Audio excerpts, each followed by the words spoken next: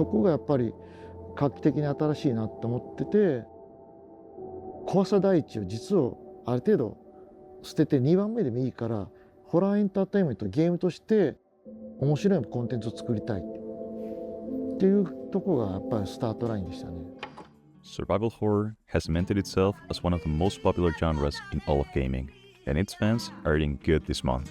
The recent remake of Silent Hill 2 invites longtime players and newcomers to step back into its haunting world, but with all the excitement around it, it's the perfect time to revisit the game often credited as the father of the genre.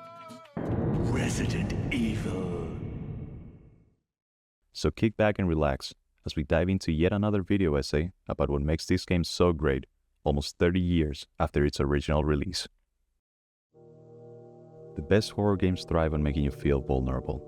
They immerse you in hostile, threat-filled environments while severely limiting your resources, fostering a constant sense of scarcity. Every decision becomes a high-stakes gamble. One wrong move, and you could be left with even less than you started with. It's this pressure, this overwhelming sense of powerlessness, that unsettles you far more than any jumpscare or gruesome imagery ever could, keeping you tense and on edge. Since its debut in 1996, Resident Evil, one of Capcom's flagship franchises, has consistently delivered in this formula of tension and vulnerability. But this video isn't about how Resident Evil excels at making players feel powerless. It's about what sets it apart from nearly every other title in the survival horror genre, how it makes them feel powerful. During my first playthrough of RE, I quickly found myself making tough decisions every time I left the item box. As Chris, my gun, shotgun, and ammo for both weapons took up 4 of my 6 inventory slots. This meant that if a puzzle required me to carry 2 items at once, I had no room left for healing items, leaving me vulnerable in a tough situation.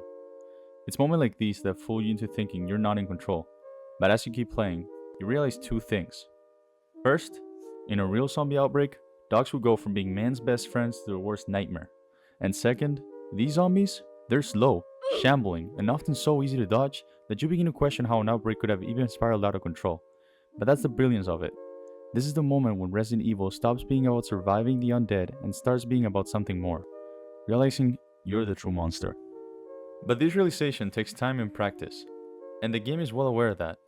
Your journey unfolds through a series of challenges that Resident Evil carefully presents, ensuring you've mastered the mechanics before letting you go of the reins. If you want the rocket launcher, you'll have to earn it, demonstrating that you've become so skilled that the zombies might as well explode when you enter the room. After beating the game twice, RE introduces you to a new challenge in the form of Real Survival Mode. This serves as a type of final test for the player and tells the game whether you master its mechanics. It's only available on hard difficulty and introduces an additional twist. The once magical and interconnected item boxes are much less magical and interconnected, since now you will only be able to retrieve your items from the specific box where you stored them.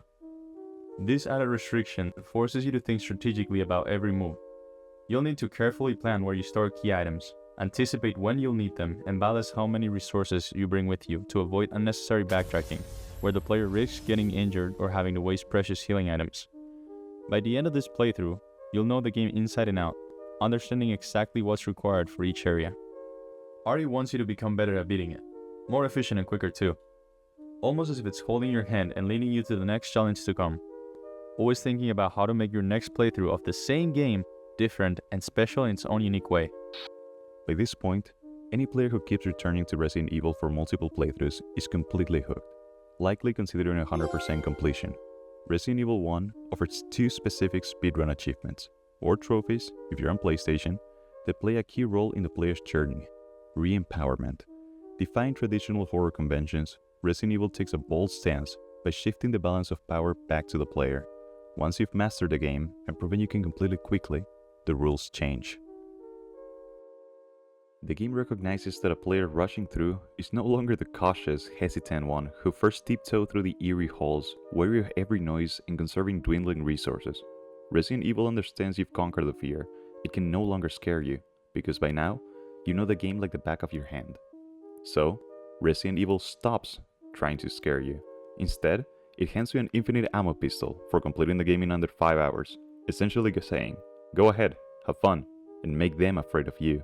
And if you manage to beat the game in under 3 hours, the reward is even funnier: a rocket launcher with infinite ammo. Finally, this is re-empowerment at its finest, and it is incredibly satisfying. The catharsis of running around with an RPG, obliterating every enemy that once felt like an insurmountable threat, is exhilarating. It's a feast the game is constantly acknowledging your growing skill, providing exactly what you need to stay hooked through multiple playthroughs. By this point, Resident Evil ceases to be a horror game in the traditional sense. You become too good to be scared. Instead, it transforms into a thrilling sandbox where enemies explode on sight and you're practically invincible if you choose to be. This shift in tone, this removal of restrictions, is what makes Resident Evil so uniquely special and fun.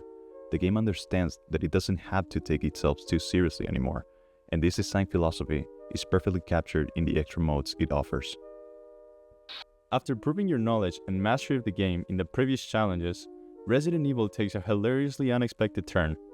At this point, you become a full-fledged badass zombie killing machine, and the game knows it. In fact, it's done such a good job of honing your skills that you feel like you could beat the entire game with your eyes closed. And then they actually make you do it.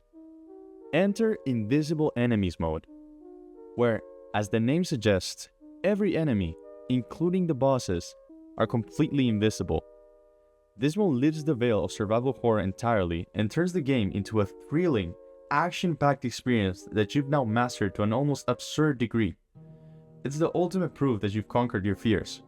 And just when you think it can't get any more ridiculous, the game throws in an extra challenge, playing through the entire game while being chased by a zombie wearing a bomb vest.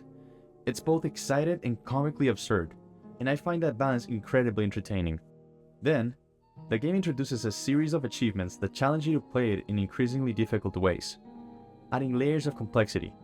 For example, the CQC for the Win achievement requires you to complete the entire game using only a knife, while Ink is for Squids challenges you to finish the game without saving, a game that probably took you around 9 to 13 hours on your first try.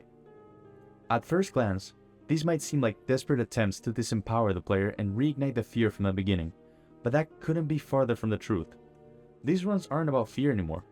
You feel like a professional boxer fighting with one hand tied to your back. Not to make it scarier, but to make it fair. This isn't to say that Resident Evil isn't scary. Far from it. At its core, the game is steeped in fear and tension. What truly sets it apart, though, is its ability to let you conquer that fear over time, all while leaving room for unapologetic video game fun. It doesn't just throw challenges at you to survive, it equips you with the tools and wants you to master every nook and cranny of its world. Once you've honed those skills, the game effortlessly shifts into something even more rewarding, a playground that encourages you to utilize those same skills in goofy and unexpected ways. This philosophy also shines through in the narrative. Beneath the layers of corporate greed, corruption, and horror, Resident Evil's story is peppered with clever quips and downright hilarious moments. These touches provide great comic relief without detracting from the series' themes at play, a hallmark of the series that has its roots firmly planted in this first installment. For me, and for countless others, Resident Evil holds a special place because of its perfect blend of fear and fun. If you haven't tried it yet, do yourself a favor this October and dive in. And if you enjoyed diving into this video, don't forget to shoot that subscribe button. Thanks for watching.